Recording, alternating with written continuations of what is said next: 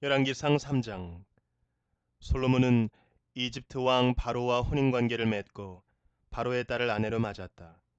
그리고 그는 자신의 집과 주님의 성전과 예루살렘 성벽의 건축을 모두 끝낼 때까지 그 아내를 다윗성에 있게 하였다. 주님께 예배드릴 성전이 그때까지도 건축되지 않았으므로 백성은 그때까지 여러 곳에 있는 산당에서 제사를 드렸다. 솔로몬은 주님을 사랑하였으며 자기 아버지 다윗의 법도를 따랐으나 그도 여러 산당에서 제사를 드리며 분향하였다. 기브온에 제일 유명한 산당이 있었으므로 왕은 늘 그곳에 가서 제사를 드렸다.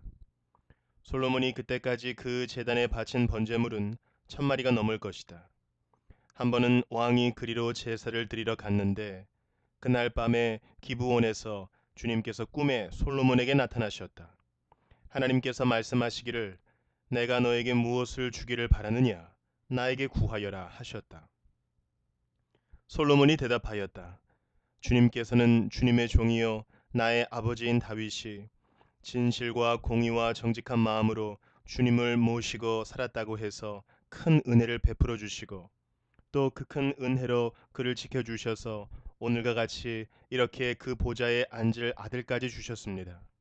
그러나 주 나의 하나님, 주님께서는 내가 아직 어린 아이인데도 나의 아버지 다윗의 뒤를 이어서 주님의 종인 나를 왕이 되게 하셨습니다. 나는 아직 나가고 들어오고 하는 처신을 제대로 할 줄 모릅니다. 주님의 종은 주님께서 선택하신 백성, 곧 그 수를 셀 수도 없고 계산을 할 수도 없을 만큼 큰 백성 가운데 하나일 뿐입니다. 그러므로 주님의 종에게 지혜로운 마음을 주셔서 주님의 백성을 재판하고 선과 악을 분별할 수 있게 해 주시기를 바랍니다. 이렇게 많은 주님의 백성을 누가 재판할 수 있겠습니까? 주님께서는 솔로몬이 이렇게 청한 것이 마음에 드셨다. 그러므로 하나님께서 그에게 말씀하셨다. 내가 스스로를 생각하여 오래 사는 것이나 부유한 것이나 원수 갚는 것을 요구하지 아니하고 다만 재판하는 데에 듣고서 무엇이 옳은지 분별하는 능력을 요구하였으므로 이제 나는 내 말대로 내게 지혜롭고 총명한 마음을 준다. 너와 같은 사람이 너보다 앞에도 없었고 내 뒤에도 없을 것이다. 나는 또한 내가 달라고 하지 아니한 부귀와 영화도 모두 너에게 주겠다. 내 일생 동안 왕 가운데서 너와 견줄 만한 사람이 없을 것이다. 그리고 내 아버지 다윗이 한 것과 같이 내가 나의 길을 걸으며 내 법도와 명령을 지키면 내가 오래 살도록 해주겠다. 솔로몬이 깨어나서 보니 꿈이었다. 그는 곧바로 예루살렘으로 가서 주님의 언약궤 앞에 서서 번제와 화목제를 드리고 모든 신하에게 잔치도 베풀어 주었다. 하루는 창녀 두 사람이 왕에게 와서 그 앞에 섰다. 그 가운데서 한 여자가 나서서 말을 하였다. 임금님께 아뢰입니다. 저희 두 사람은 한 집에 살고 있습니다. 제가 아이를 낳을 때에 저희 여자도 저와 함께 있었습니다. 그리고 제가 아이를 낳은 지 사흘 만에 저희 여자도 아이를 낳았습니다. 그 집안에는 우리 둘만 있을 뿐이고 다른 사람은 아무도 없었습니다. 그런데 저 여자가 잠을 자다가 그만 잘못하여 자기의 아이를 깔아 뭉개었으므로 그 아들은 그날 밤에 죽었습니다. 그런데 이 종이 깊이 잠든 사이에 저 여자가 한밤중에 일어나서 아이를 바꾸었습니다.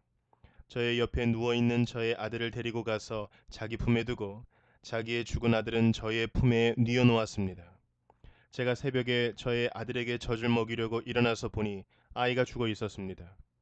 아침에 제가 자세히 들여다 보았는데 그 아이는 제가 낳은 아들이 아니었습니다. 그러자 다른 여자가 대들었다. 그렇지 않다는 것이었다. 살아있는 아이가 자기의 아들이고 죽은 아이는 다른 여자의 아들이라고 우겼다. 먼저 말을 한 여자도 지지 않고 살아있는 아이가 자기 아들이고 죽은 아이는 자기의 아들이 아니라고 맞섰다. 그들은 이렇게 왕 앞에서 다투었다. 왕은 속으로 생각하였다. 두 여자가 서로 살아있는 아이를 자기의 아들이라고 하고 죽은 아이를 다른 여자의 아들이라고 한다. 그렇다면 좋은 수가 있다. 왕은 신하들에게 칼을 가져오게 하였다. 신하들이 칼을 왕 앞으로 가져오니 왕이 명령을 내렸다. 살아있는 이 아이를 둘로 나누어서 반쪽은 이 여자에게 주고 나머지 반쪽은 저 여자에게 주어라.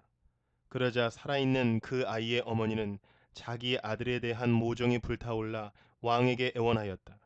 제발 임금님, 살아있는 이 아이를 저 여자에게 주시어도 좋으니 아이를 죽이지는 말아 주십시오.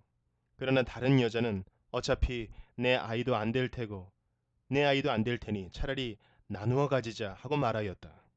그때 드디어 왕이 명령을 내렸다. 살아있는 아이를 죽이지 말고 아이를 양보한 저 여자에게 주어라. 저 여자가 그 아이의 어머니이다.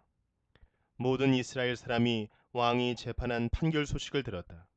그리고 백성들은 왕이 재판할 때에 하나님께서 주시는 지혜로 공정하게 판단한다는 것을 알고 왕을 두려워하였다.